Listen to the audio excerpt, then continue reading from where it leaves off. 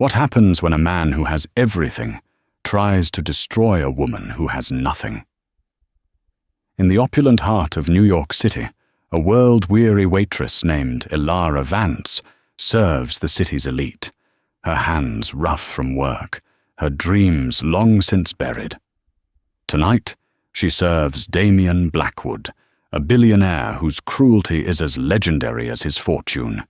In front of his snobbish fiancée and a room full of powerful guests, he devises a game to utterly humiliate her. The challenge? To play the magnificent grand piano in the center of the room. He expects a clumsy, embarrassing failure. What he gets, however, is a performance that will shatter his world, expose a dark secret, and leave every single person in that room breathless with awe. Stay with me as we uncover the story of the night. A simple waitress reminded a billionaire what a soul truly sounds like. The clinking of silver against porcelain was the symphony of Elara Vance's life. It was a predictable, monotonous score played nightly at Aria, one of Manhattan's most exclusive restaurants, a place where the price of a single bottle of wine could cover her rent for 3 months. At 24, Elara moved with a practiced economy of motion that spoke of exhaustion, not elegance. Her uniform, a crisp black dress with a white apron, was immaculate, a stark contrast to the weary shadows that clung beneath her grey eyes. Her hands were her greatest shame and her most secret pride. To the patrons, they were just a waitress's hands, functional, clean, but with telltale signs of labor. The skin on her palms was a little too tough, the knuckles slightly red, the nails cut short and unpolished. But beneath the surface, within the muscle and bone, was a memory of another life. A memory of ivory and ebony, of effortless glissandos and thundering chords. The calluses on the tips of her fingers, now softened and fading, were the last ghosts of a dream she had been forced to bury. Tonight, the air in Aria was particularly thick with the scent of money and power. The dining room, a cavern of dark wood, muted gold lighting, and hushed conversations, was dominated by one table, the Blackwood party. At its head sat Damian Blackwood himself. He was a man carved from granite and ambition, with a reputation that preceded him like a storm front. A self-made billionaire in the cutthroat world of private equity, he was known for his ruthless takeovers and his even more ruthless personality. He didn't speak so much as pronounce, his voice a low baritone that cut through the restaurant's ambient hum. He radiated an aura of absolute control, his dark, tailored suit a form of armor, his eyes missing nothing. To his right was his fiancée, Isabella Ainsworth. She was the opposite of Damian's severe modernity, all old money and curated perfection. Her blonde hair was swept into an intricate chignon, a river of diamonds cascaded from her neck, and her laughter was a high, tinkling sound that never quite reached her eyes. She surveyed the room not as a guest, but as a queen surveying her court, her gaze dismissive of anyone she deemed beneath her station. Elara had been assigned their table. It was a trial by fire, a task given to her by the perpetually nervous manager, Mr. Dubois, because she was the most senior, the most invisible. "No mistakes, Vance," he had whispered, his brow glistening with sweat. "Mr. Blackwood could buy this block and turn it into his personal parking lot if his steak is overcooked." She approached the table with a bottle of Chateau Margaux, a vintage that cost more than her car. As she poured the deep red liquid into Isabella's glass, her hand was steady, her movements fluid. "Thank you," Isabella said, not looking at Elara, but at her own manicured fingers as they wrapped around the stem of the glass. Then her eyes flickered down, catching sight of Elara's hand as she retreated with the bottle.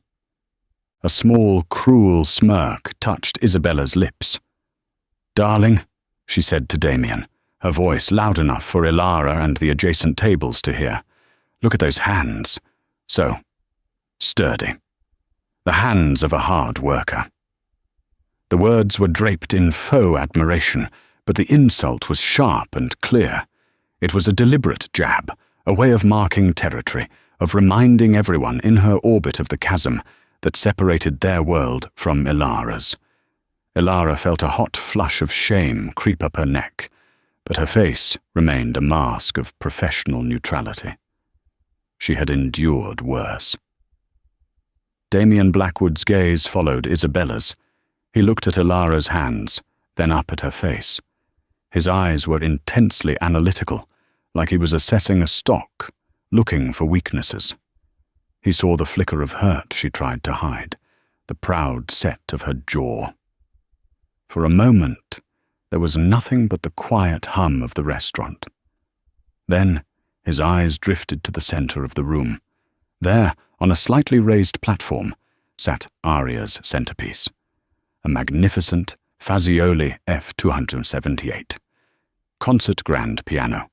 Its polished ebony surface reflected the soft lights like a black, still lake. It was mostly for show, played only on weekends by a hired professional who specialized in inoffensive jazz standards. Tonight, it was silent, a sleeping giant. A slow, cold smile spread across Damien Blackwood's face. It was the smile of a predator that had just spotted a weakness in its prey. The air grew colder. "You know," Damien said, his voice slicing through the dinner conversation. He didn't look at his fiancée. He was looking directly at Elara. "Isabella has a point. Such hands, they seem to have a story. I wonder what it is." He leaned back in his chair, a king holding court. "I have an idea. A little bit of evening entertainment." Mr. Dubois, who had been hovering nearby, scurried over, sensing a shift in the atmosphere. "Mr. Blackwood, is everything to your satisfaction?" Damien ignored him. His eyes were locked on Elara. "I'm sure a woman with such capable hands can do more than just carry plates. The piano, for instance. It looks rather lonely, don't you think?" Isabella giggled, the sound sharp as broken glass. "Oh, Damien, don't be cruel. Can you imagine?" The challenge hung in the air, thick and suffocating. It wasn't a request, it was a command, wrapped in the guise of a casual suggestion. He was building a stage for her, and it was designed for a public crucifixion. Every head at the table, and now at the tables nearby, had turned to watch. Elara stood frozen, the heavy wine bottle suddenly feeling like a lead weight in her hand. The silent, gleaming piano seemed to mock her, a relic from a life she had locked away so thoroughly that seeing it now felt like being confronted by a ghost. And Damien Blackwood was about to force her to dance with it. Elara's world narrowed to the space between Damien Blackwood's cold, expectant gaze and the monstrously beautiful piano across the room. Her heart hammered against her ribs, a frantic, trapped bird. 100 replies died on her lips. "I'm a waitress. I don't play. Please don't do this." But the words wouldn't come. They were choked by the rigid professionalism that had been her shield for so long. "An excellent idea, sir," Mr. Dubois exclaimed, his voice high with feigned enthusiasm.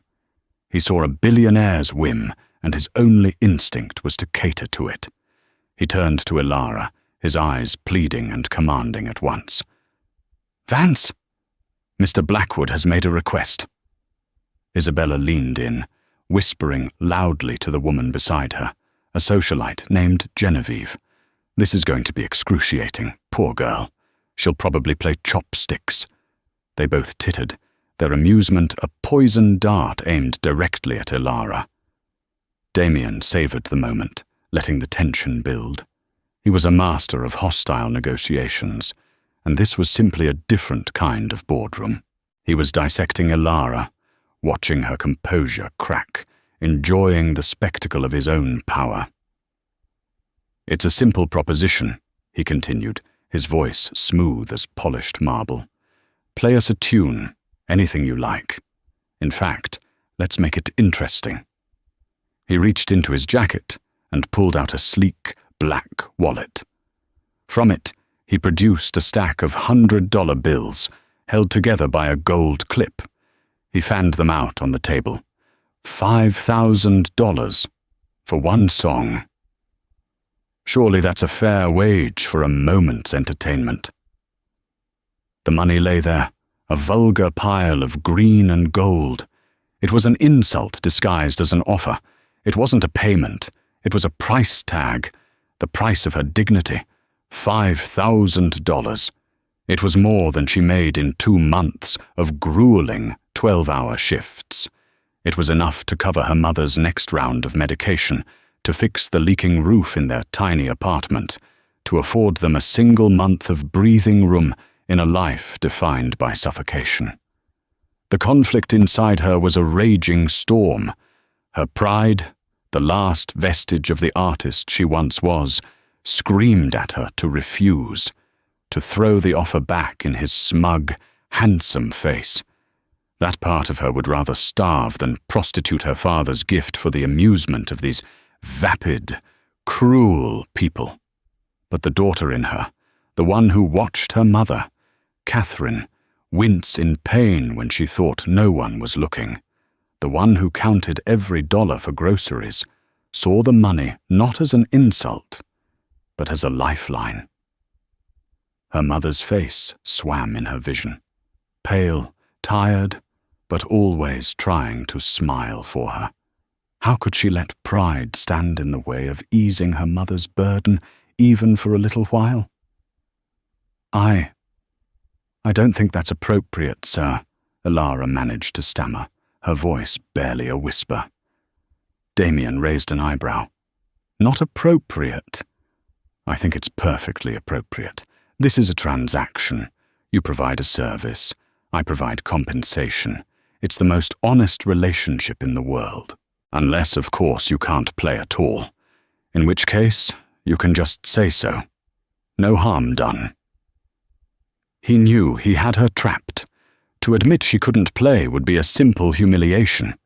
To refuse the money after his grand offer would be seen as insolent, and would likely cost her the job she so desperately needed. He had constructed the perfect cage, and the only door led directly to the piano bench. Elara's gaze flickered around the room.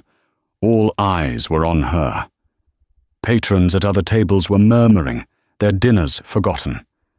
The waitstaff stood frozen along the walls, a Greek chorus of pity and fear. She saw no escape. She looked at the piano again. The Fazioli. Her father had always dreamed of playing a Fazioli. He used to talk about its sound, how it had a soul that other pianos lacked. They don't just produce notes, Ellie, he would say, his eyes shining with passion. They sing. He had taught her on a battered upright in their living room, its keys yellowed with age, but he had given her the world on those 88 keys. The memory was a sudden, sharp pain, a lance through her heart. Playing again. It wouldn't just be a performance for these people. It would be a resurrection of a part of herself she had mourned and buried alongside her father. It would hurt. But maybe the pain of playing was less than the pain of her current reality. She took a slow, deep breath, the air tasting of expensive perfume and scorched pride. She looked at Damien Blackwood, her grey eyes meeting his dark ones. For the first time that night, her gaze didn't waver. A flicker of something hard and defiant ignited within her. He wanted a show. He wanted a clumsy waitress fumbling through a nursery rhyme. He wanted to prove that money could buy anything, including a person's humiliation. Fine, he would get his show, but it wouldn't be the one he was expecting. All right, Elara said, her voice quiet but clear, cutting through the expectant silence. I'll play. A ripple of surprise went through the room. Mr. Dubois looked like he was about to faint. Isabella scoffed, whispering to Genevieve, "The audacity! This will be a train wreck." Damien Blackwood simply smiled, a victor's smile. "Excellent. The stage is yours." He gestured grandly towards the piano. The cage door had been opened, and Elara had no choice but to walk through it. The walk from Damien Blackwood's table to the raised platform felt like a mile. Each step was a conscious effort, her legs heavy, her sensible black shoes soundless on the plush carpet.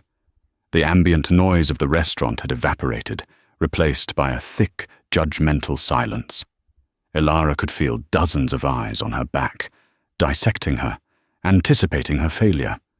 She kept her chin up, focusing on the piano as if it were a lighthouse in a storm. This was a foolish, reckless decision. She hadn't played, truly played, in 3 years.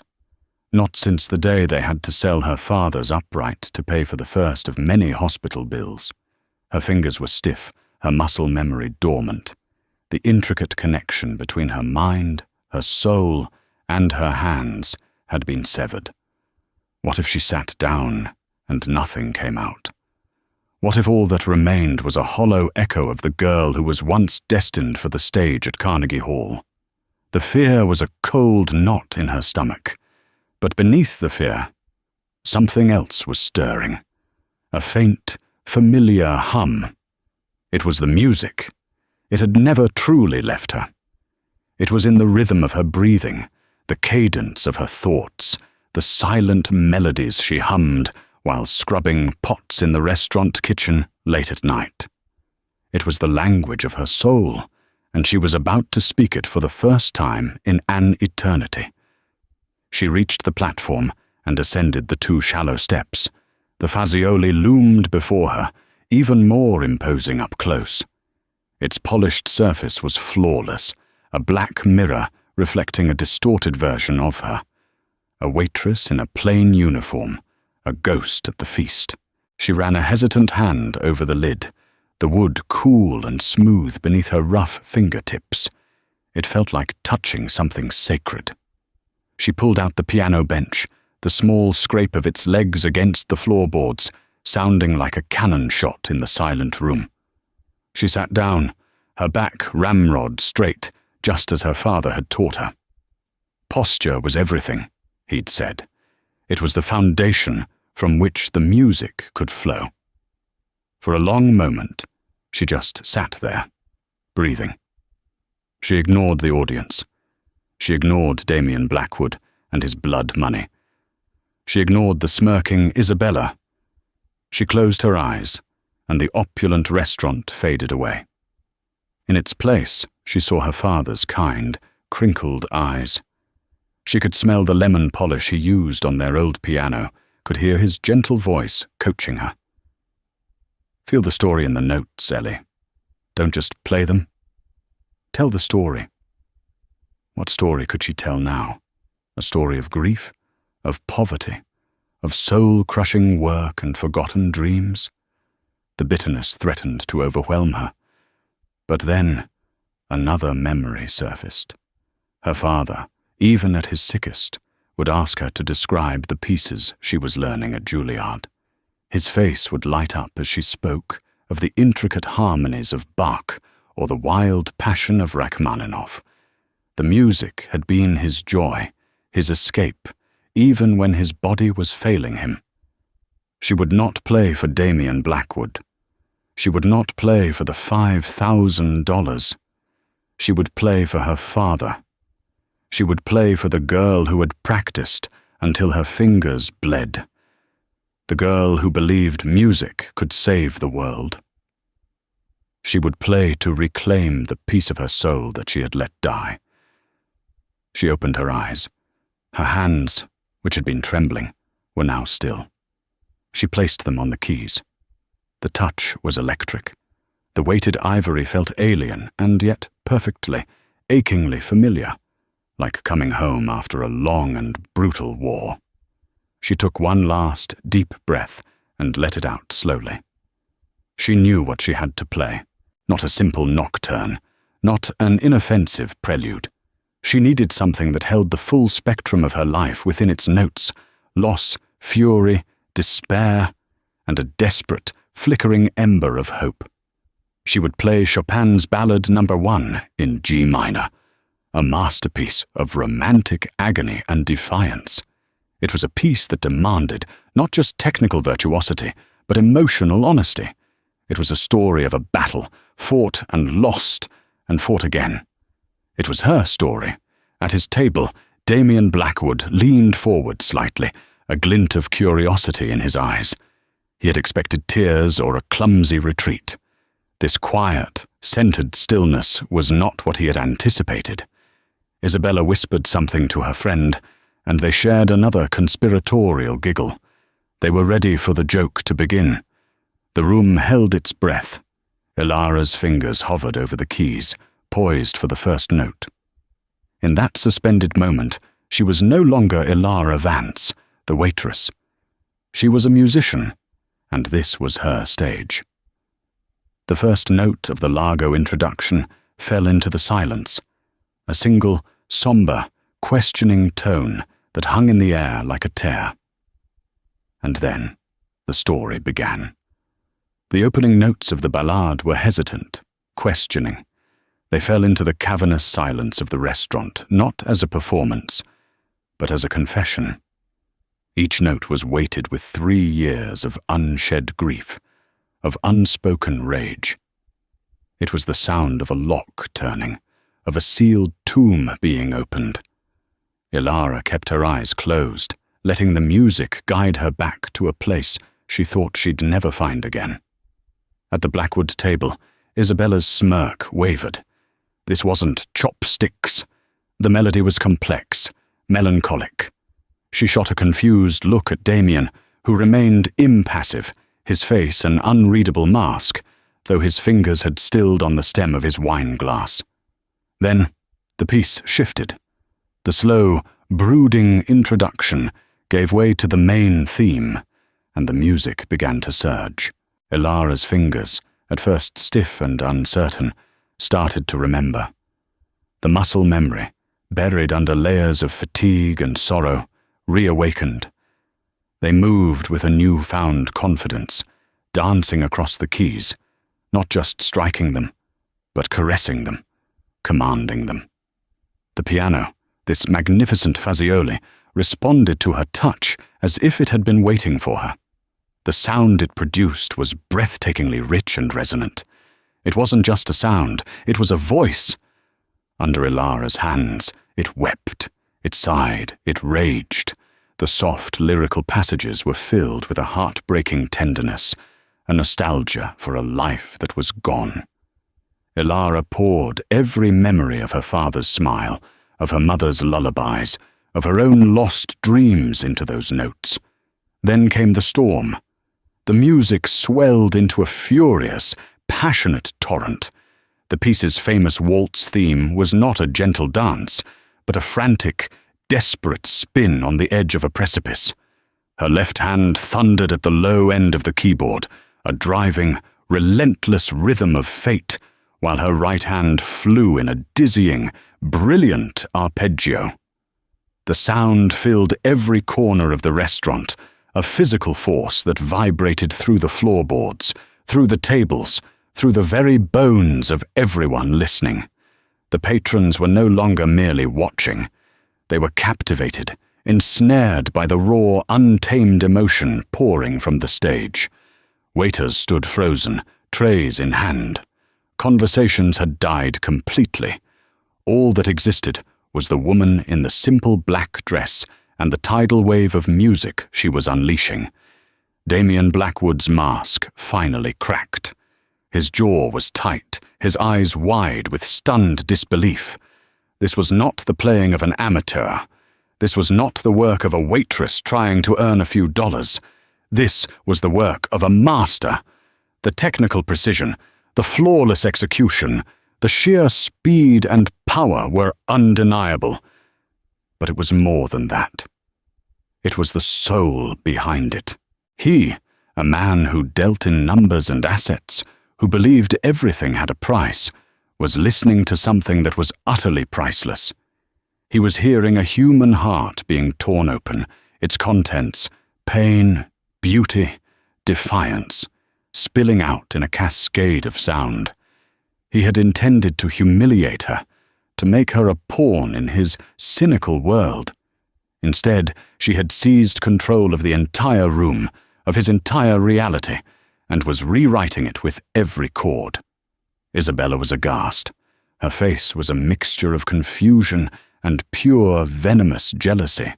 The cheap entertainment had transformed into a display of breathtaking talent that she could never comprehend, let alone possess. Elara, the lowly waitress she had mocked, was suddenly magnificent, powerful. The applause and admiration that Isabella craved were being given freely to this nobody, and it was intolerable. She looked at Damien and saw the awe on his face, a look he never gave her. But there was one man in the room who understood more than anyone else. In a quiet corner booth sat Sir Alistair Finch, the celebrated conductor of the London Symphony Orchestra. He was in New York for a series of guest lectures at Juilliard, and had sought a quiet dinner alone. At the first notes, he had put down his fork. By the first crescendo, he was leaning forward. His eyes, which had seen the world's greatest musicians perform, were wide with wonder. He didn't just hear a talented pianist. He heard a musical pedigree. He heard the phrasing of a world-class education, the ghost of a phenomenal teacher. He recognized the disciplined fire of a Juilliard prodigy. It was unmistakable, but it was coupled with a raw, visceral pain that no conservatory could teach. It was the sound of life, in all its brutality and beauty. Tears welled in his eyes, unbidden. He was witnessing not just a performance, but a resurrection. The ballade moved towards its ferocious climax. The music was a whirlwind, a desperate, final battle. Elara was no longer simply playing the piano.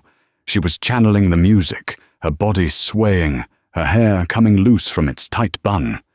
The distinction between her and the instrument had blurred. She was the storm. Her fingers were lightning.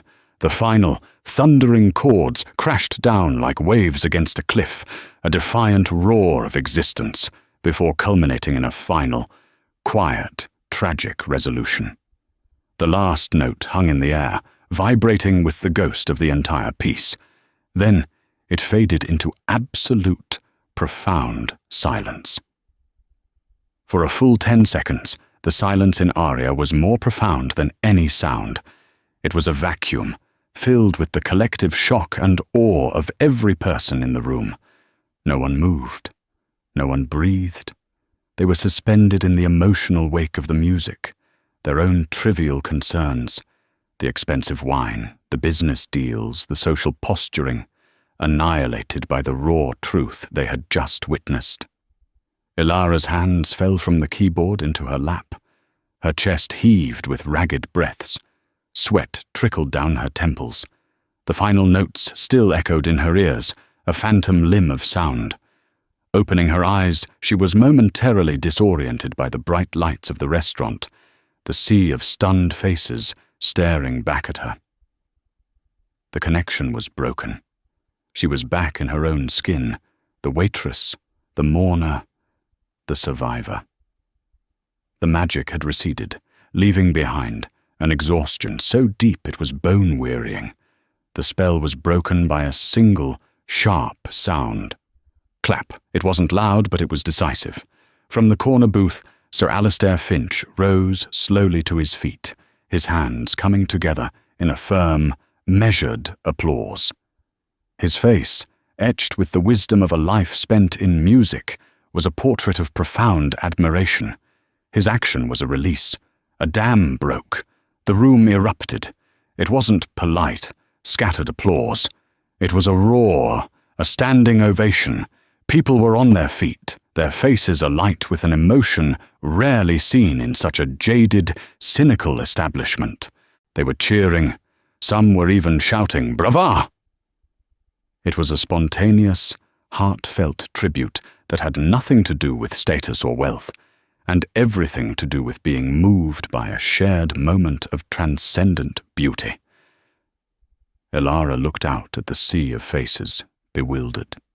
She hadn't expected this. She hadn't expected anything. She had played for herself, for her father, a final, desperate howl into the void.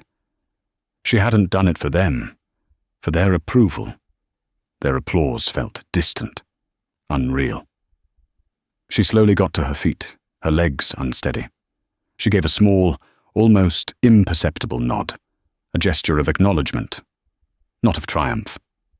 Then, turning her back on the ovation, she walked off the platform, her steps quick and determined. She didn't want their praise. She needed to escape, to find a quiet corner where she could piece herself back together. She walked past the blackwood table without a glance, but the scene she left behind was one of devastation. Isabella Ainsworth was pale, her perfectly applied lipstick a slash of red against her ashen face. The applause was like acid, eating away at her composure.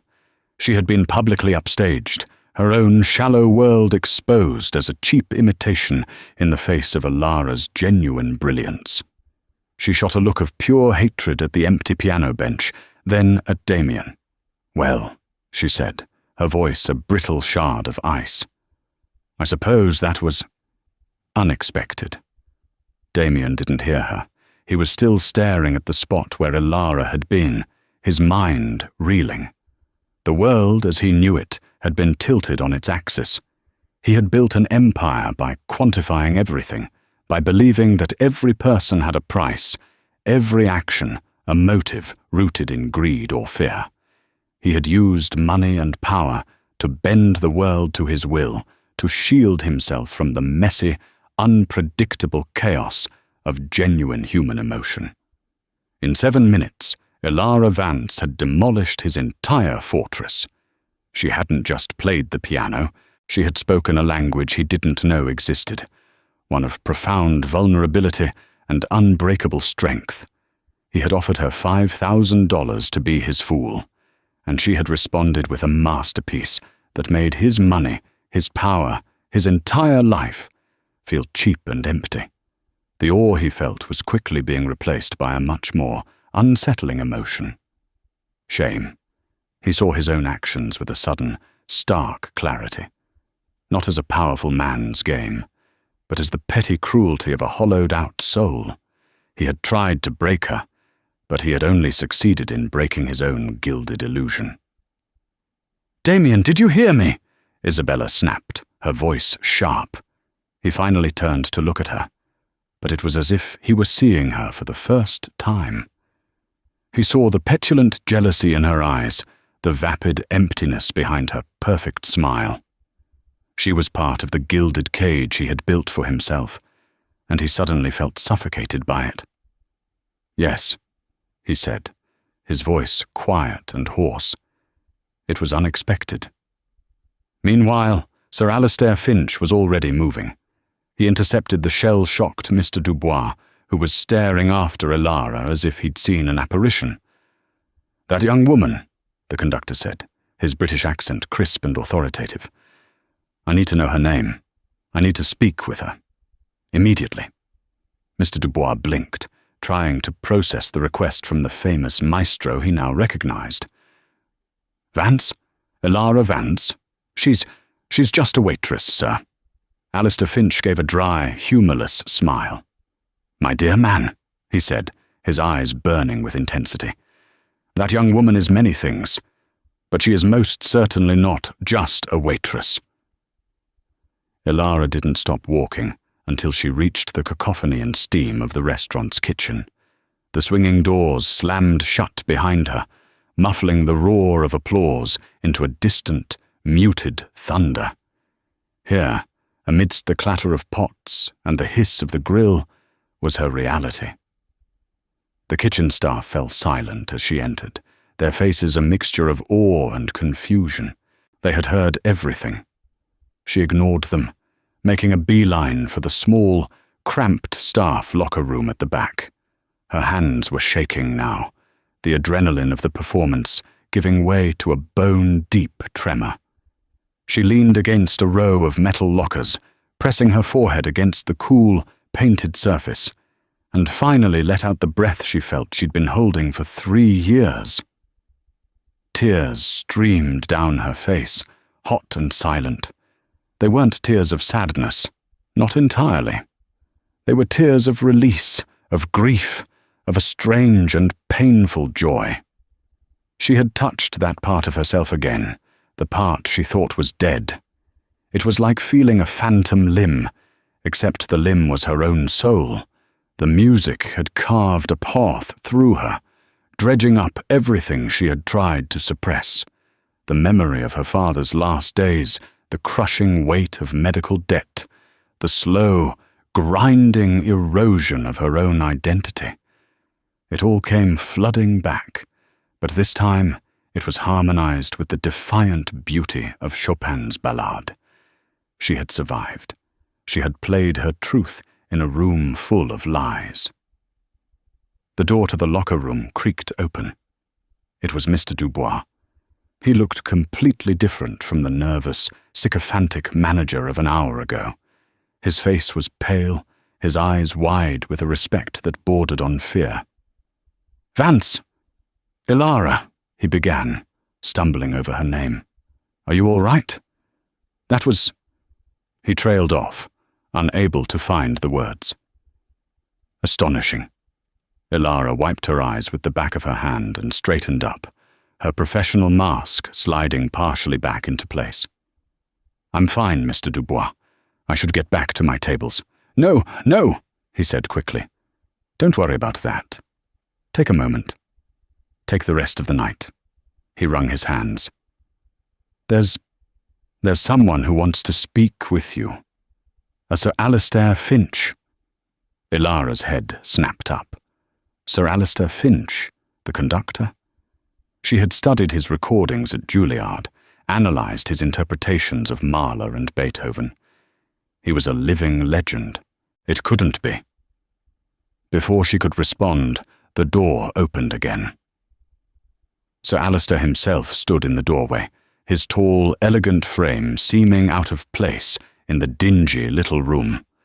He had kind, intelligent eyes that were currently fixed on her with an expression of intense curiosity and empathy. "Miss Vance?" he said, his voice gentle. "Forgive the intrusion. I hope I'm not disturbing you." Elara was speechless. She could only nod.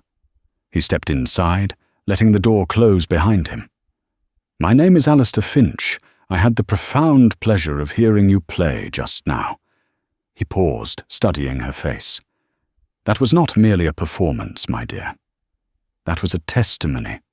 The phrasing, the dynamics, the soul of it. You've had extensive training. The best, I would wager." "Juilliard?" The name of the school was a punch to the gut. She flinched, looking away. "I was there for a time," she said, her voice tight. "I knew it," he said softly, a look of understanding dawning on his face. "I've been a guest lecturer there for years. I can recognize its signature. But I also heard something more. Something life has taught you, not an institution." He hesitated, as if not wanting to pry, but his passion for the music won out. "What happened?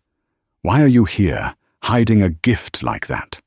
The simple, direct question broke through her defenses. The whole story came tumbling out. Her father, a music theory professor who had been her first and best teacher, her scholarship to Juilliard, his sudden illness, the cancer that devoured their savings, and then their hope, her decision to drop out to care for him, and then for her mother after he was gone. She spoke of the crushing debt, the endless shifts, the slow death of her dream. Alistair Finch listened without interruption, his expression growing more somber with every word. When she finished, the small room was thick with a shared sorrow. "The world of music has lost too many great artists to tragedy," he said quietly. "It is a crime to let it lose another."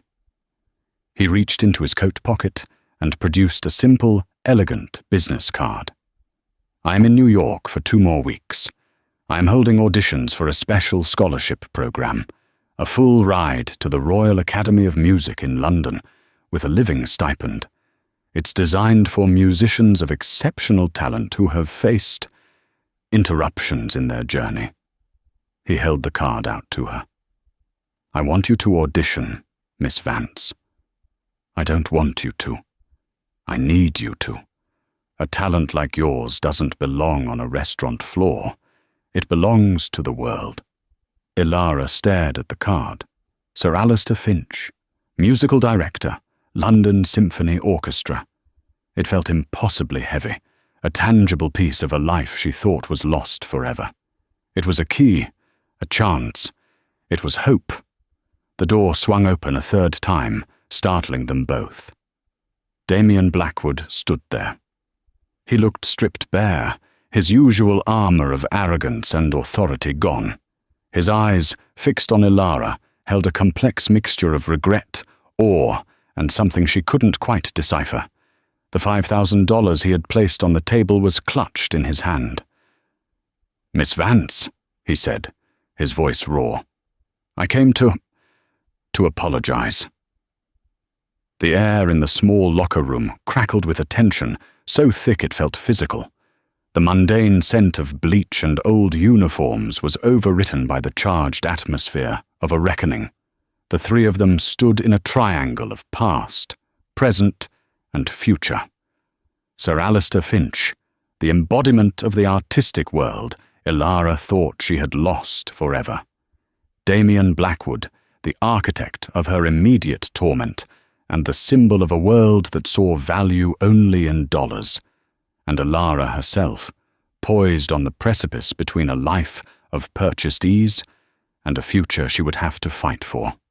Damien Blackwood, a man accustomed to striding into boardrooms and bending them to his will, looked utterly out of place. His $1,000 shoes were scuffed by the grime on the linoleum floor. His tailored suit seemed to hang on him differently, the armor now showing its chinks. He had walked from his table through a restaurant that was still buzzing with Elara's name on its lips. The applause he'd heard wasn't for him or his wealth. It was for her, and it had felt like a unanimous judgment on his own character. He walked through the chaos of the kitchen, ignoring the stunned stares of the staff, his single-minded focus on finding her. He wasn't just coming to apologize. He was coming to restore his own shattered sense of order. The world had been upended, and his only known method for righting it was to apply overwhelming financial force. He took a hesitant step forward, his gaze fixed on Elara, avoiding the quietly disapproving eyes of Sir Alistair. His usual confidence had been sand-blasted away, leaving something raw and uncertain.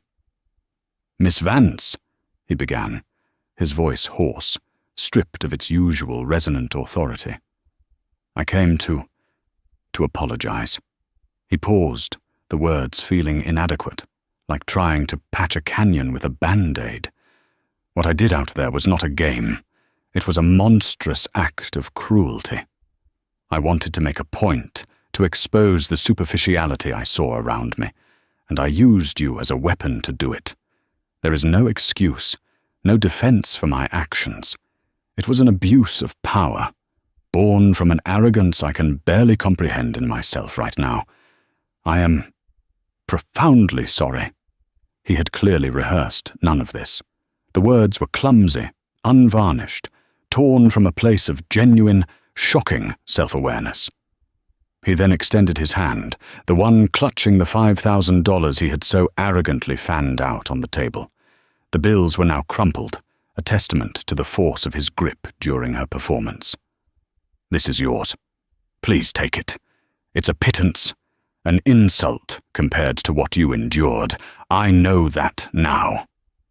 His eyes were pleading, desperate to transact his way back to solid ground. In fact, it's not enough. He reached into his inner jacket pocket, the familiar motion of pulling out his wallet, a desperate grasp for normalcy.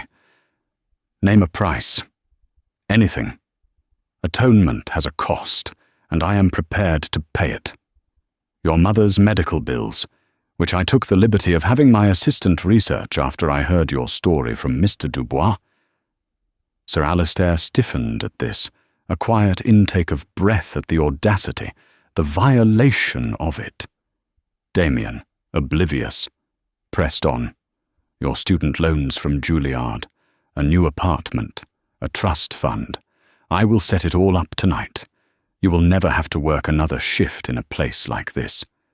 You can have your life back, the life you were meant to have. He wasn't just offering money.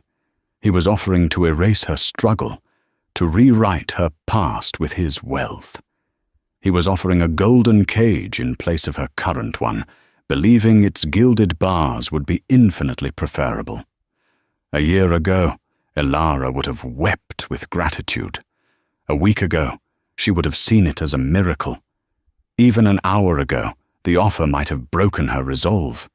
The sheer, overwhelming power of his words painted a picture of a life free from the gnawing anxiety that was her constant companion.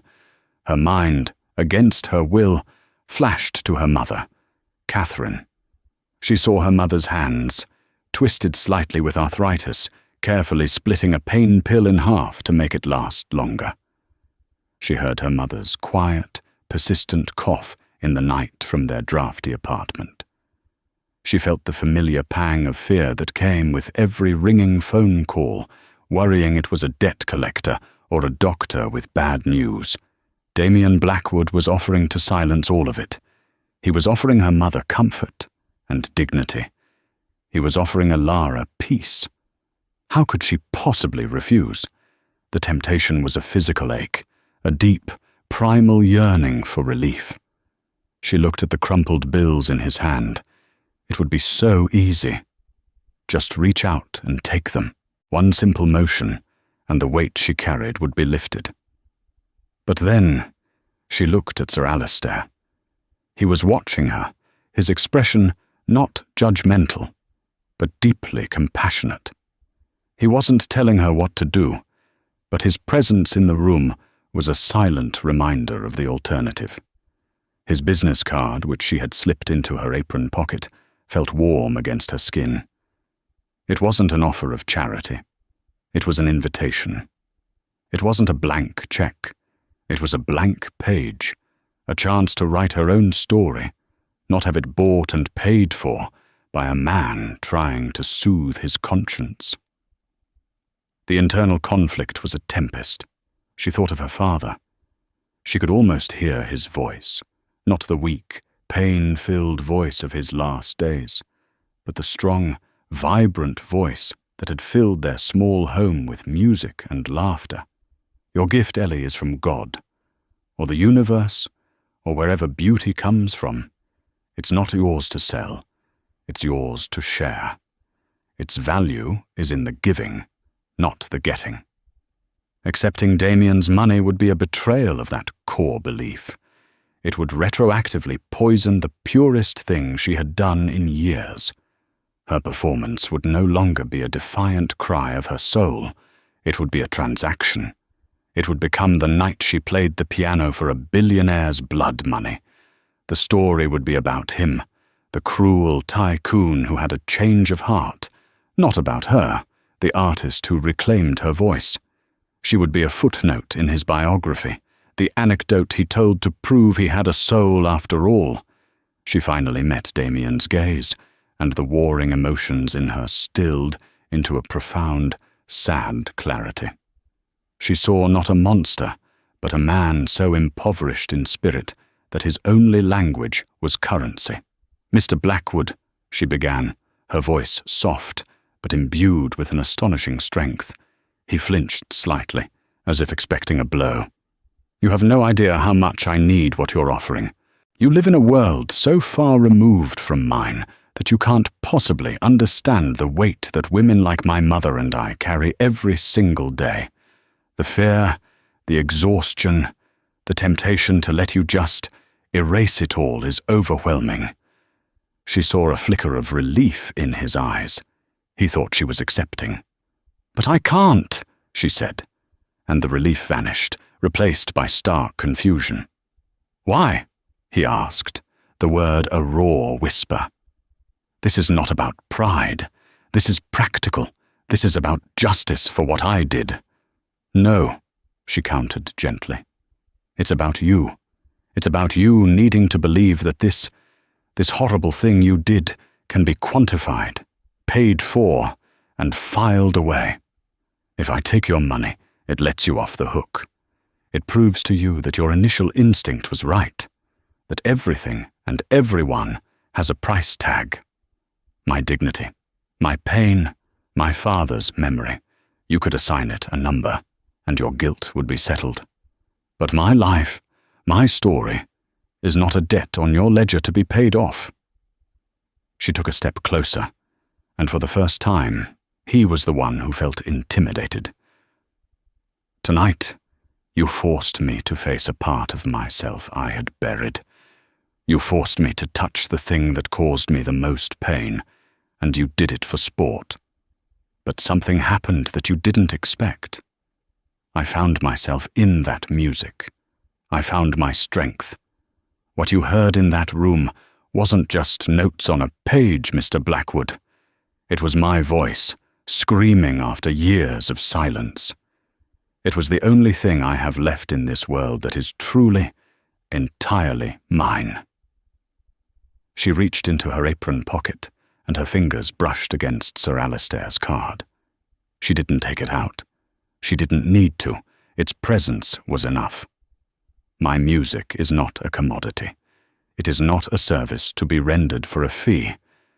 And because that music comes from the very deepest part of who I am," she said, her voice dropping to an intense, unbreakable whisper, "it means that I am not for sale.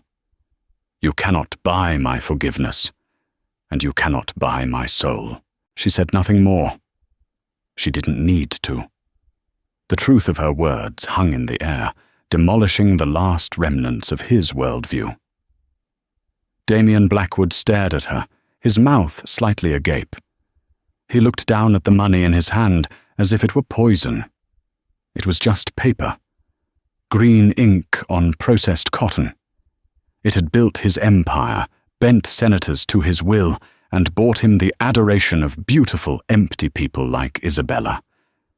But here, in this dingy locker room, in the face of this exhausted, magnificent woman, it was utterly worthless, powerless. He slowly, mechanically, folded the bills and put them back in his pocket. He had been defeated on a battlefield he never knew existed, by a weapon he could not comprehend. He gave a single, stiff nod, a gesture of concession, of surrender. He turned without another word and walked out of the locker room, his footsteps echoing his retreat. He left behind his arrogance, his certainty, and a very large part of the man he thought he was. The moment the door closed, the strength seemed to drain from Elara's legs. She leaned back against the lockers, her breath catching in a sob. Sir Alistair Finch stepped forward, his presence warm and grounding. "That," the maestro said, his voice filled with an admiration that transcended music, "was the bravest performance I have ever witnessed." Elara looked up at him, tears blurring her vision. "Was I a fool? I could have. My mother, you could have," he agreed gently, "and you would have been a very wealthy prisoner for the rest of your life. Instead, you chose to be a free artist. You chose the harder path, Miss Vance, but it is the only one that leads anywhere worth going." He gestured to her apron pocket. "That path begins on Friday, Juilliard Recital Hall, 10 o'clock in the morning. The scholarship committee will be there. Don't play for them. Play for your father. Play exactly as you did tonight." She nodded, wiping her tears. A fragile, watery smile touched her lips for the first time that night. It was a smile of pure, unadulterated hope. Minutes later, Elara pushed through the restaurant's main doors and stepped out into the cool, electric air of the New York night. The sounds of the city, which usually felt like an oppressive roar, now sounded like a symphony of possibility. The skyscrapers, which normally seemed to mock her with their unattainable heights, now looked like spires of a kingdom she might one day enter on her own terms. She walked down the street, her worn-out waitress shoes clicking softly on the pavement. She was heading back to the same small apartment, to the same stack of bills, to the same daily struggles. Nothing on the surface had changed, but everything within her had. She reached into her pocket and pulled out the business card. Sir Alistair Finch. It wasn't a check for $1 million, but it felt infinitely heavier, infinitely more valuable. It wasn't an ending. It was a beginning. And for the first time in a very long time, Elara Vance couldn't wait to see what the next note would bring. Elara Vance's story is a powerful reminder that the greatest treasures we possess are often hidden from view, buried beneath the weight of hardship and circumstance. It's a testament to the fact that true worth isn't measured in dollars or status, but in the passion, resilience, and dignity that define our spirit. Damien Blackwood had the power to command the world, but he couldn't command a single, genuine note from a soul that refused to be sold. In the end, it was the waitress who taught the billionaire the ultimate lesson in value. What did you think of Elara's decision? Would you have taken the money? Every one of us has a hidden talent, a secret strength that the world might underestimate. Let me know in the comments below about a time you surprised someone, or even yourself. If this story moved you, please give this video a like, share it with someone who needs to hear it, and make sure you subscribe and hit the notification bell. Your support allows us to keep telling stories that matter. Thank you for listening.